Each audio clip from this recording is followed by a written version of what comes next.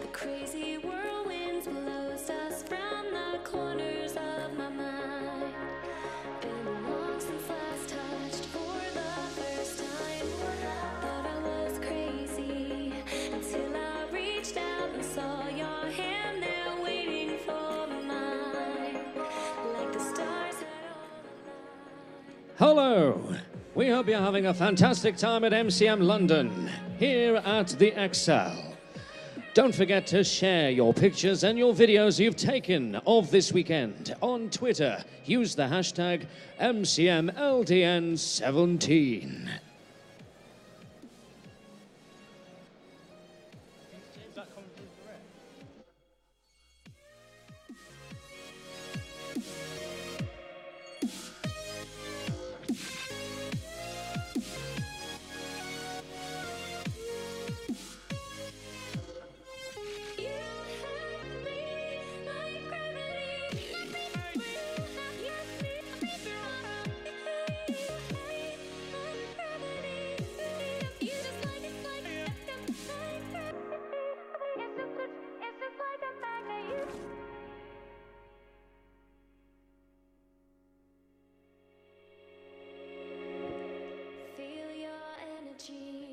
When our eyes touch, so familiar deep inside, like you were already mine.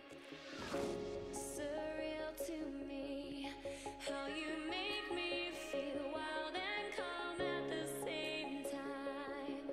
Never felt so alive. Thought I was crazy until I reached out and saw your hand there waiting for mine. Like the stars had all aligned. I lay beside today, tonight.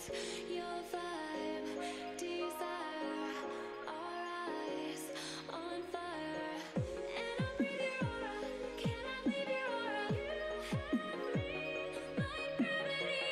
You don't have to try it, it's just like a magnet. You have me like gravity.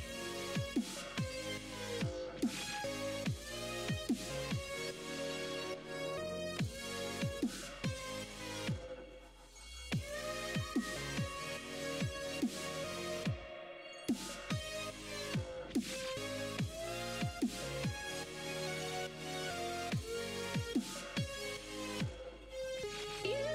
You have me like gravity. You just like it's like it's just like a magnet.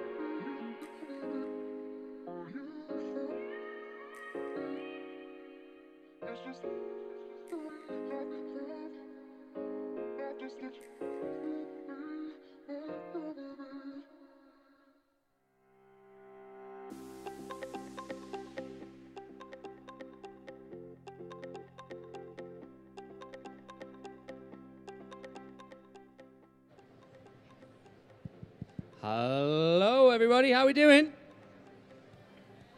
That is the worst we have had Thanks, Chip. all day.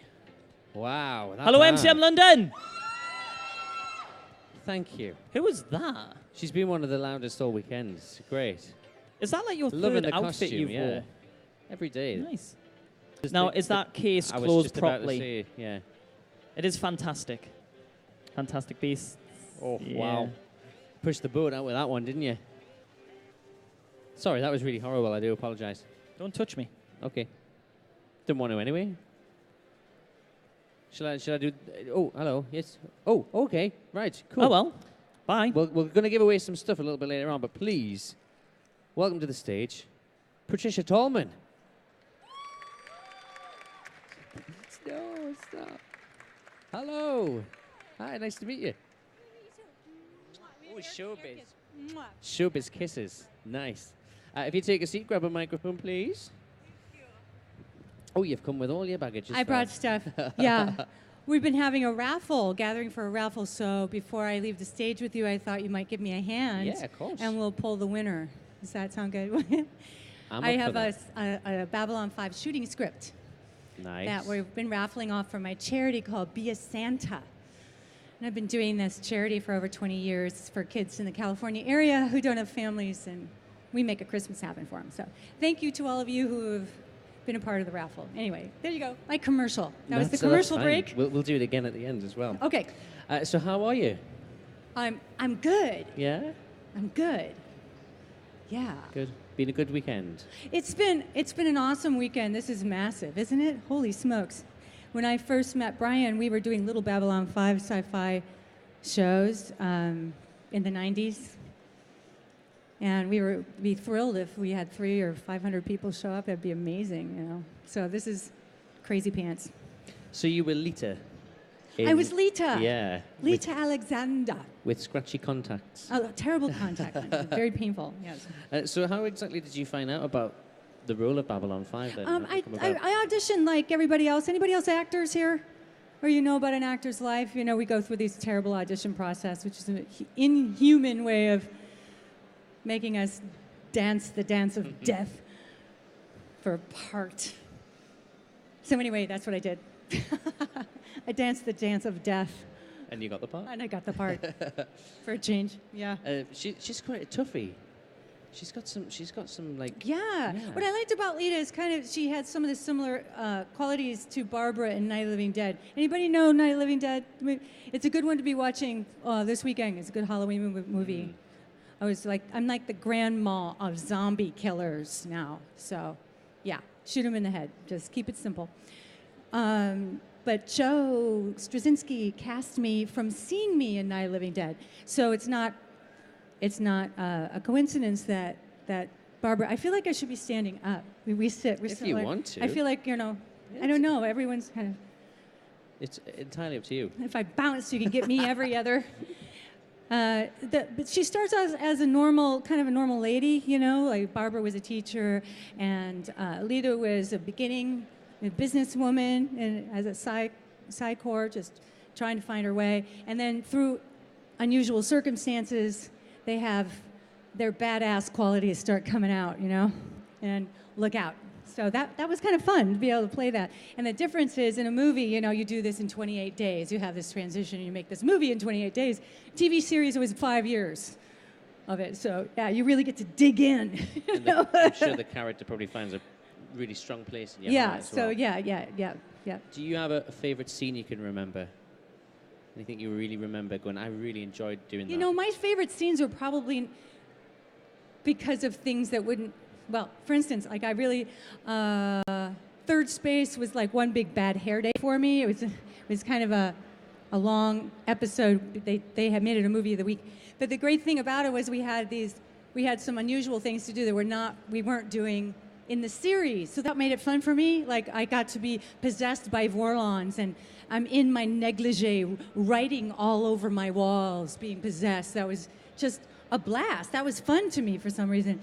But the other thing was Jeff Conaway as Zach. So Zach has a crush on my character. His character has a crush on my character.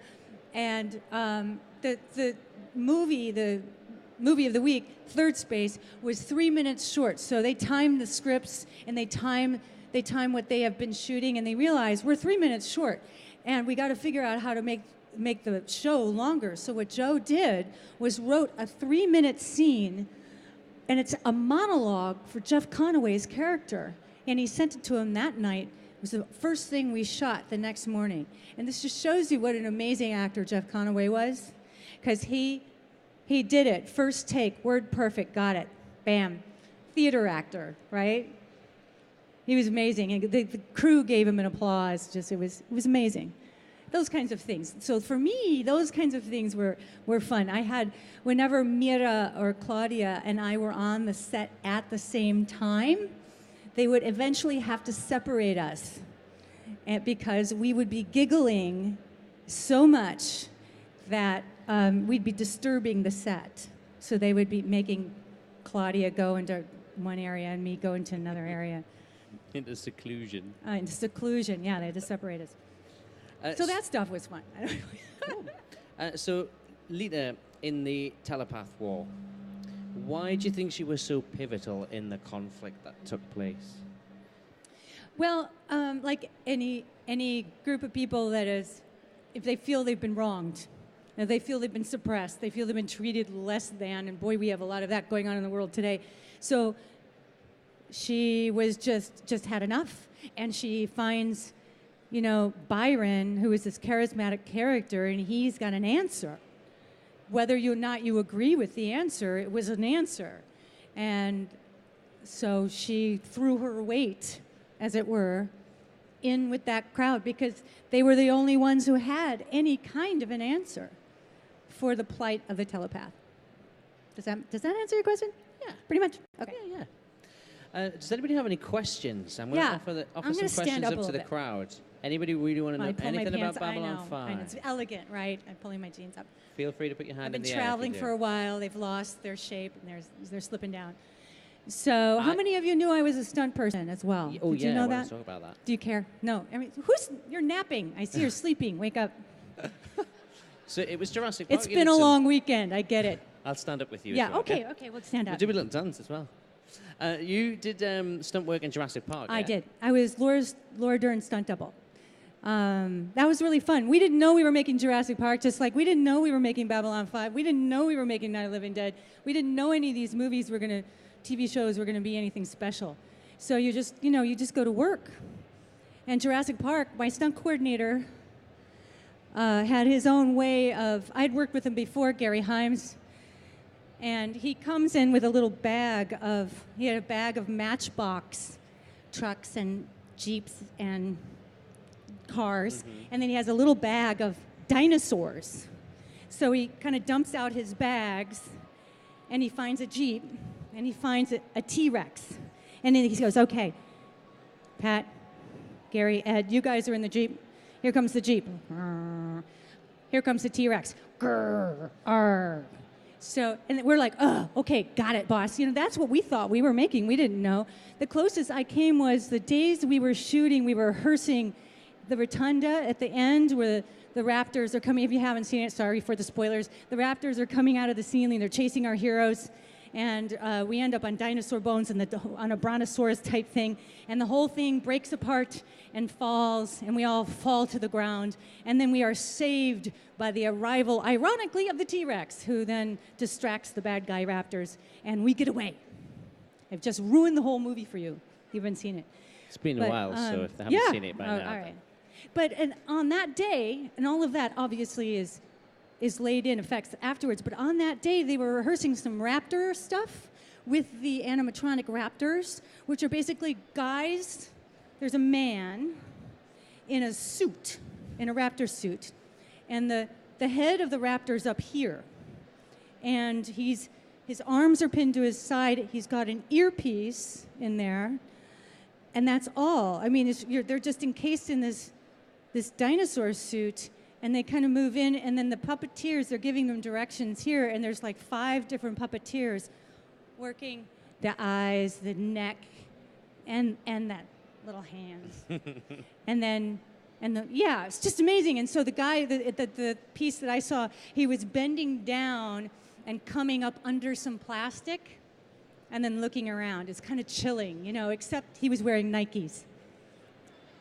kind of one gave it away. trendy velociraptor. That's the only. But I saw that part, but we never did see the T-Rex. The night we shot the T-Rex with the Jeep, he's chasing Jeff Goldblum's been injured, and they're jumping the Jeep to get away. The night the T-Rex was, we had a big stick, about 15 feet tall. It was metered off, black, white, by meters, and at the top was a round cardboard disc nailed to the top with a happy face and teeth. And I got to work with Steven Spielberg that night. He was directing me and saying, okay, Pat, on 1, you're going to look here. No, here. On 2, you're looking here. And 3, the T-Rex hits the Jeep at the side of his head. The Jeep implodes, and then we have a cannon in the Jeep, and it shot a piece of telephone pole down into the ground, which makes the Jeep jump up into the air like the T-Rex, boom, is it. And all this has to happen at the right time, so, timing is of the essence, but the teams that do these things are amazing. Yeah, and that was exciting. It must be really, I don't want to talk about, tiring work being a stunt performer, This is though. tiring work. Well, we haven't even done much Speaking of dancing. stuff- Am I hard No, work? I know, we have to do more. No, I'm just, I'm sitting at a table, and now I get to talk to you, and I'm all excited, and I don't want to sit on a couch. Yes, it's not so much tiring as it is, it's painful. Yeah. And that's why they call it a stunt. Have you had any pretty nasty injuries? Yeah, I've from had it? a few. I was doing this, another movie of the week called In the Line of Duty. It was a series of movies of the week. If you're not 1,000 years old like me, you won't know what I'm talking about. But back in the day of television, children, we had what was called movies of the week. We didn't even have VCRs. VHSs, you had to watch TV live. And that's back in the day when stunts were really stunts. We had no special effects. We kind of just hit the ground. And what was happening was the bad guys are shooting up the good guys. I'm doubling one of the good guys. I take a shotgun blast to the chest, and I'm wired in a harness, the wire that's attached to a machine called a ratchet. And the ratchet is basically a hydraulic slingshot. When I hit the button, or if they hit the button, depending on how you set up the stunt, it's going to yank me really hard. The yank is supposed to pull me off my feet and then stop yanking me, so I just fall and hit the ground like you would. And they often use it like if Superman punches somebody and they go, woo, out of the way flying like that. You'll have them on a ratchet or an air ram. So, so the gag was masked by, we were in a warehouse building. There was these 2 metal doors, and the wire that was attached to my back ran through the crack in the opening of those metal doors, and the machine was sitting really actually outside where we couldn't see it. That's how they were camouflaging the stunt. And the problem was, all went great, but it didn't, instead of just yanking me and letting me then have a natural fall, it kept yanking me full force into those steel doors. Ouch. Which hurt a lot. Turned out I broke my back, but I didn't know that at the moment. I also had a concussion and broke my hand, but I didn't know any of that. All I knew was, oh my God, ow, ow, ow, oh, I can't move. And the fight is still going on, they're still shooting and all of that. So at the end, we call wrap, we're moving around. My wig is askew, I must have looked a fright. But they cut me off the wire, get me up, we're all sort of, I don't even really remember what happened. But I do remember one of the producers coming up to me and going, wow, that looked great. Did it hurt? I went, of course it hurt, it's a stunt. I didn't know he was a producer. And I really didn't care in that moment. And I didn't just say that. I said some other things, but this is a family show. Mind, it's not stopped a few I people. didn't remember I had a concussion, and I got lost driving home. Oh, I was a mess. You I really didn't shouldn't know have you been could break driving. your back and still walk around, but that can happen, evidently. And I didn't know until the next morning, and I couldn't get out of bed. Wow. And it Anyway. took a while to recover, I'm guessing. It did. Yeah. But do you want recover I did, so it's all good. to do your raffle? Yes. Yeah? Let's do the raffle. Okay. Okay. So, like I said, this is for a Babylon 5 script called Coming of Shadows. I'm going to autograph it for you. It's been also autographed by a bunch of other people, but it's a copy. So I won't pretend that those are original autographs. They're not. But it's kind of fun to have them because many of those folks have passed away. All right, so I'm going to take that for you, yeah. Okay. All the names are in here. All right, so we've got all the names in this wallet here. And you want me to pick one, yeah? And there are really okay, so these are people who have been here this weekend, so they may not be here right now. It's all right if they're not here because I'll mail it to them. Okay. So they do not have to be present to win. Do you want to read it out, or do you want me to read it? Go ahead, read Yeah? it out. Yeah. I can just make that Oh up. my God. Mags Reynolds. Max? Maps? Mags. Mags? Reynolds? My friend Mags, who's here. Oh, okay. Oh, I'm so glad. That's awesome. Mags has been a huge supporter of Penny Lane over the years. She sends me books and games and money, and it's amazing. So it's really sweet that you won this. I'm delighted. All right. Thank Give you Mags very a round of much. Thank you applause. so much. Yeah, would you mind? Thank you. Have you got it with you? People that support charities, and you all do a lot of that. I know fans have always been really supportive of Babylon 5 and other shows that they love, and I know you support your actors' charities, and I really appreciate it. All of them are worthy, and you are worthy. You're amazing. So. Thanks very much, Patricia. Am I done? Is that it? It's a family show. I can't say I know, I can't. I know. Anyway, thank you so much. I appreciate you putting up with me. And I'll be at my table for a little while longer. I think right now I go do a photo shoot, but I'm done with that. And I'd love to see you. I'll probably be packing up and leaving in about And are an you hour or just so. behind here, or are you? I am. Yeah, just Over over there. there. Go and see Patricia. Oh. There you are that there was as me. well. Round of applause. Round of applause for Patricia Tallman. Woohoo! And to you.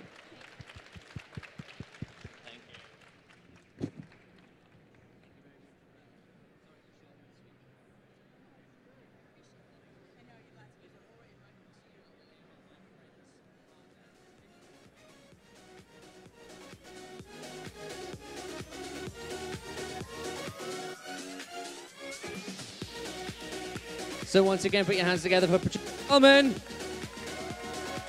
Don't forget to go and see her. If you've got your photos booked with her as well, make sure you're not late. So, very soon, we're going to get goldfish shoals nibbling at our toes. We're going to have the team of Red Dwarf on stage. Who's excited for that? Before that, I think we're going to do some more giveaways of some swag. I don't know what we've got left. We've had so much to give away this weekend, courtesy of loads of different people. Universal, we've had, I think, some Magic Madhouse, Funko as well. We've given away some of these this weekend. I think we've still got Old Man Logan to give away, so if anybody has their eye on that, we might give away an Old Man Logan before the day is up. It's like, yeah, I want the Old Man Logan. Give me a prize. So we'll be back very soon indeed. CJ and I will be giving away some cool swag. See you in a second.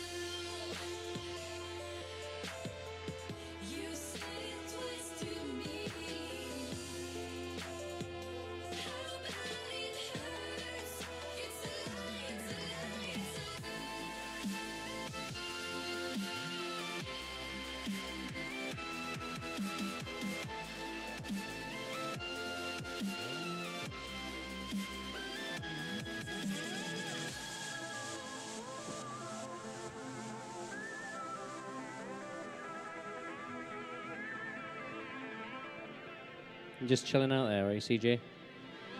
My shoelace has come undone. Well, there's no excuse. This is the best shoelace doing. Everybody just marvel Ever. the shoelace. No. Enter it into the Book of World Records. Hello, MCM London. Nah, I do it better than you. Hello, MCM London! And I do it better than both of you. Hello, MCM London. See, told you. Hello, MCM London. That is all I heard. I got a woo. I know you are, but what am I? You know what? You know what you're going to have to do? Do the word. Who wants to win some free swag? Have to do the other voice, I think, don't I? Who wants to win some free swag? Nobody wants to win any, never mind. Who wants a Mr. Bean? It straight away has a We got some Mr. Beans, courtesy of Universal. If you want one, put your hands in the air. Gonna throw them at you. If I Put hit your you in the hands in face, the air I'm really like you sorry. just don't care. Come That's on. flinging one back there. Oh, over the Who head. else? Who else? yeah. Who else? Okay, watch your heads Over here, the guys. back there. Who wants to be in on Oh, the the dodge and dive going on there. It's You ready? crazy. Oh, we go. Let's have a look. Have you got one there? Oh, Over this is going to there. be an angle. There. There we Whoa, go. watch Who out wants for a the bean? camera. We need more Oh, beans. there you go. That's for you. Did you hit the camera? No, nearly. Nearly. Nearly. I didn't. I nearly I've got did. more. Who wants more beans? I didn't hear. I Who didn't wants hear more anything. beans? These hands need to be up in the air, ready to catch. Put them up. I'll sing. Have you? ready? There you go. You ready? There you go. Gentlemen here. Darth Vader, there There you we go. go. That's for you. Do you want one? You've already got one, haven't you? Probably. Do you want one just in Probably. case? Use your wand. Draw it to you. Akio Bean. Magic isn't real. Yes, it is. Boo. Boo. Good-looking school kids, if that's what you believe. Boo. Why did the apple fall off the tree? Harry Potter. Who wants a bean? I'm just going to throw this. Whoa. Well caught there, well caught. I'm going to try my special. Are you ready for this? Is ready? Way up. Not one person caught it. Nearly. How Harley? Get it There's a sorted. few more- do a Do few you want more? another one? What Would you about like one, these? Harley? Can we give away these? So, you know what? You know what? What are you doing? You know what? Who likes Funko Pops? Who likes exclusive Funko Pops? Are they on the way? I think. Go on, you keep giving them out. You give out. Okay, okay. So, we have an exclusive Funko only from MCM Comic Con. I'm not throwing this one. You've got to earn it. Now, who thinks they could win this Funko Pop? Now, I want people dressed in cosplay. Wonder Woman, you can come down. Melisandre? Yep, you come down. I want this, and I need someone. Oh, come on, then. Magic isn't real, but you'll do. Because I think if you make the effort to dress so amazingly, you get amazing prizes. Let's have a round of applause for these. They look absolutely brilliant. If you just line up in the middle here. Now, why couldn't you just wave your wand and just go poof? Science. Magic doesn't exist. Right, what we're going to do, I did this earlier. We are going to do your best Wolverine impression. However, this is old man Logan, so I want you to do it like it's an old man. So Wolverine as an old man, because usually Wolverine's like, ugh! I want an old man Logan. Are you ready? Okay, so let's hear it. I don't know if she was pooping or doing a Wolverine impression. Not on the stage, please, all right? There's a nice rug there. Okay, number 2, let's hear it. That sounds like me when I look in the mirror in the morning. That's good, I liked it. And number 3, no using your magic, okay? Number 3. Oh, my back. Oh, that hurt.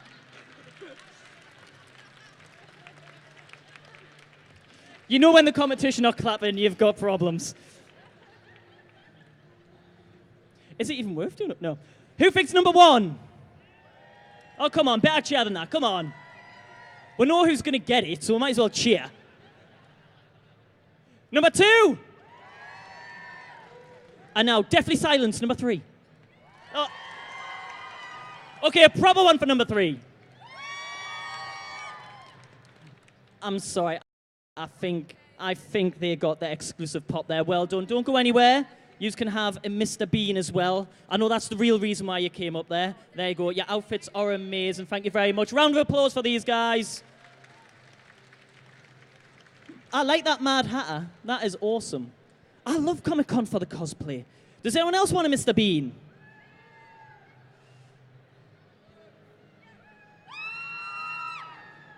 You know what? No, I'm not going to give you a Mr. Bean. I've just remembered we have another exclusive here at MCM Comic-Con. We have from the London Mint these exclusive MCM coins. Now, has anyone seen these? They are lovely. I think they are amazing. So if you want one, you've got to reach into my back. No, I'm just... Who said yeah? You've already given me sweets, popcorn, and all sorts. Don't worry, you're not getting a coin, but you're getting my number. Don't worry.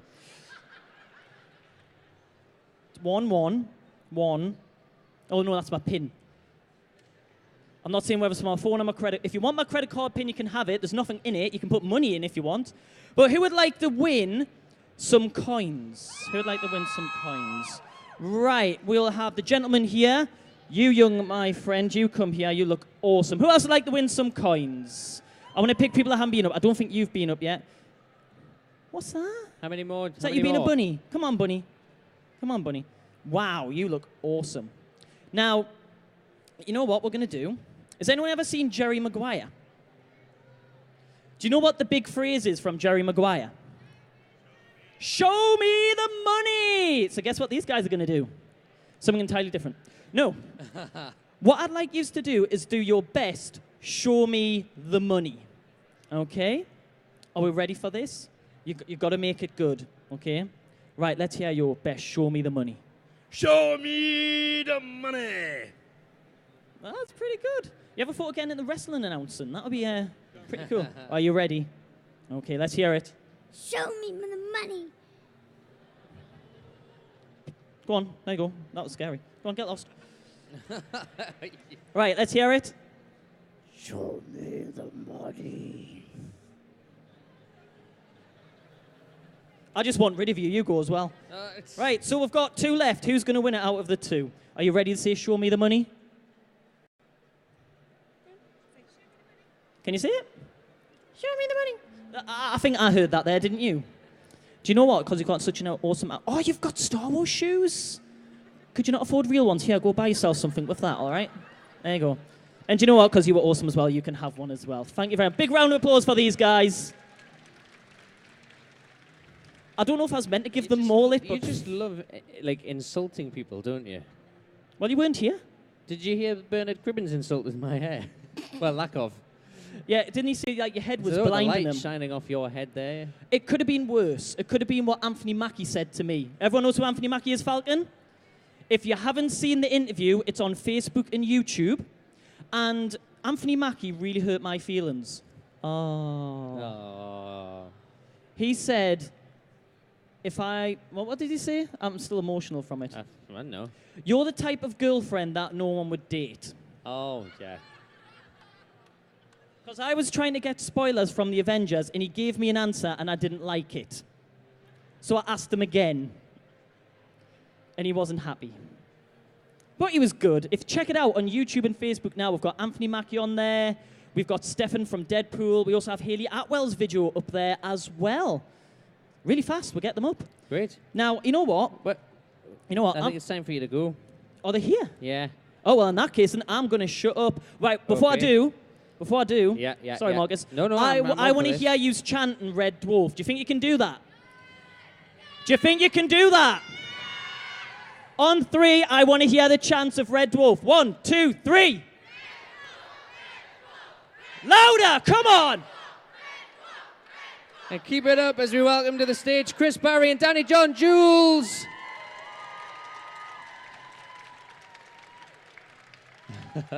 they're just making you wait. There. Hey, keep it up, come on. Hello. Nice to meet you. Hello, take a seat, grab a mic. Well, Wow. This is Anyone seen biggest Dale? turnout. He's there somewhere. Can't miss the beard. Yes. Is that one on for you there? Ba ba ba. It is, yeah. Testing. So this is, I think, the biggest crowd we've had today. So it says a lot about what Red Dwarf has done for people. Wow. Yeah, everybody give it up for Red Dwarf.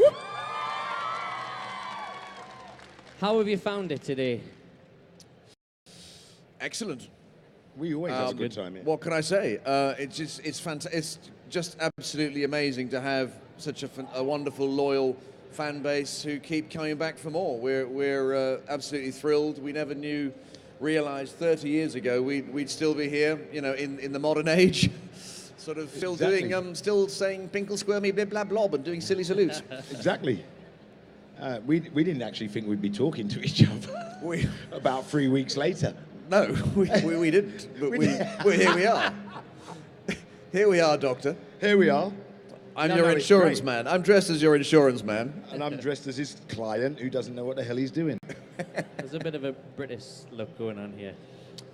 Well, I think it's slightly more fashionable than British, okay. you know. like He the- wouldn't I be a like the moleskin chords. man. The chords are nice. Maybe, yeah. But British, you see, is who knows?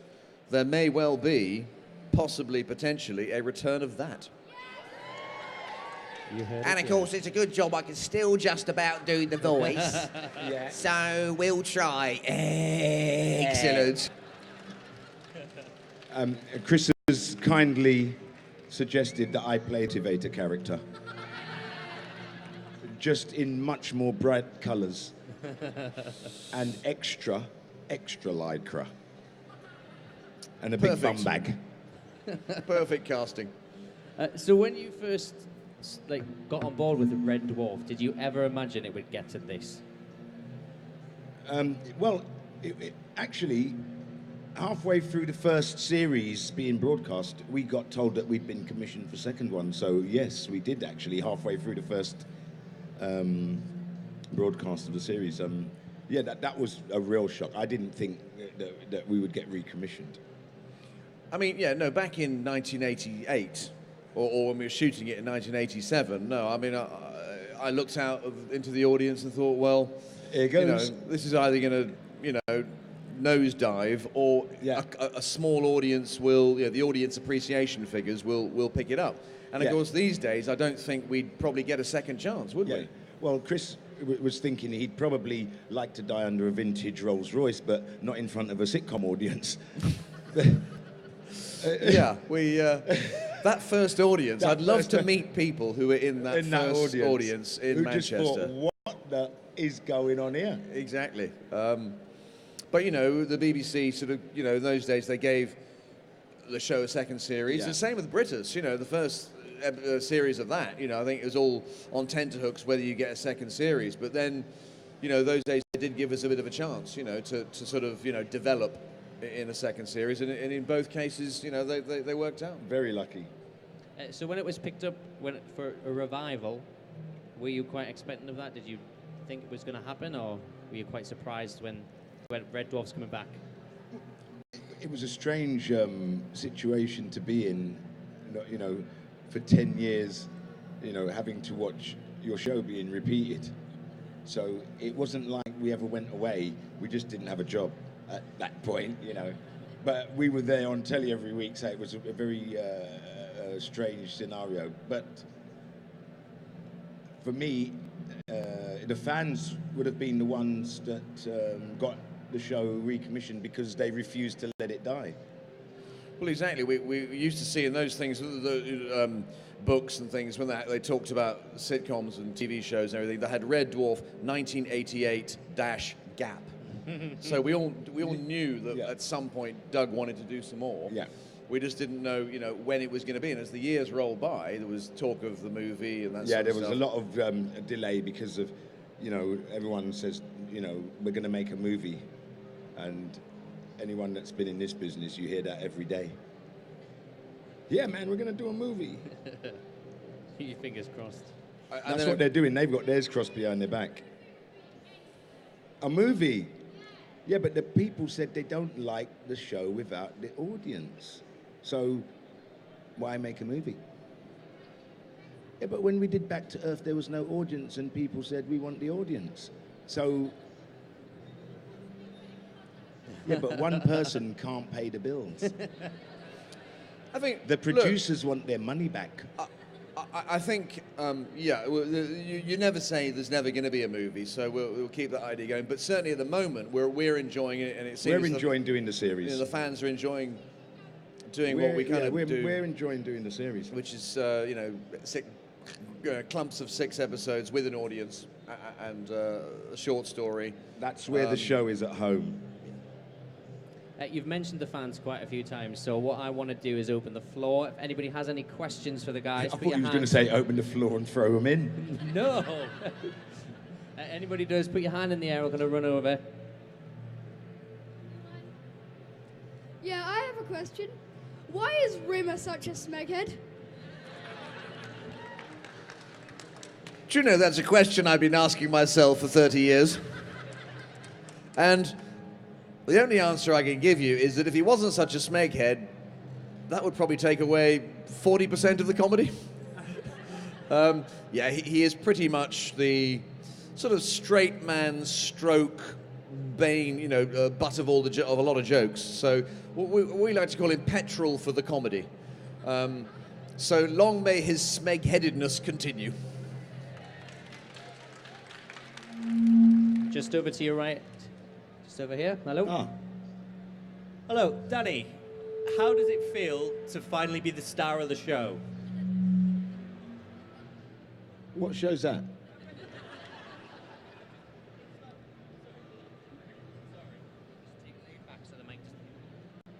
So what I mean is the cat's always very much been supporting the story, but it feels like in the last few series that the cat's had very much been part of that story, and finally he feels like he's finally really come into his own. I really feel like you're the star of certainly the last series and the current one. Well, he's still evolving, isn't he? He's an evolving humanoid, and you first saw him 30 years ago. It only takes 7 years to learn to fly a jumbo jet. So what you can learn in 30 years is incredible. So he's evolved. He's not as puerile as he used to be. He's still as cutting and as selfish and all of that. But along with all the other characters, in fact, he's evolved just as much as the other characters, and because of that, he's been integrated more into the storyline. Because when he was first seen, most of his stuff was, getting everything wrong because he didn't quite understand the human way. The first episode, he says, "Wait, hey, you monkeys eat off the floor?" So he was learning. He wouldn't say that line today. You see what I mean? Because he knows why now. So yeah, it's just evolving really, which is good. And myself and Listy and Crichton are glad to support the star of the show as well as we can. I'd just like to say that that wasn't one of my quotes. I always say ensemble. It's a four-hander, of course, but the question you're asking, not in the most subtle way, of course, is that the cat's character has had further development. In these series after. Yeah, you're right. Sort of sometimes in the early shows. Yeah, but that's how it. But him coming in and doing that, it's the old vaudeville thing of entrance exit. Instead of doing that, he comes in and goes, "Ow!" But really, you should hear in the background, scene. It's a bit like Mel Blanc, all those those cartoons, Bugs Bunny, Daffy Duck. All of a sudden, Bugs Bunny would come on, doing the shuffle off the buffalo, out of nowhere. But you see, those characters always worked. Robert Gilham, rest his soul, died the other day. He was up against people like Billy Crystal in soap. It's a massive show, cutting edge show. And there he was. He had 5 lines a week, and he was the one that got his own series. Because he was like the cat. He just came in, boom, and leave. I like that one when he goes, the man of the house was, the doorbell went ding dong, and the man of the house went running to get it, and Benson trips him over. That's my job, sucker. Those lines, they're just, they just woof, get banked that and go. That's what the cat did. So, but now it's much better because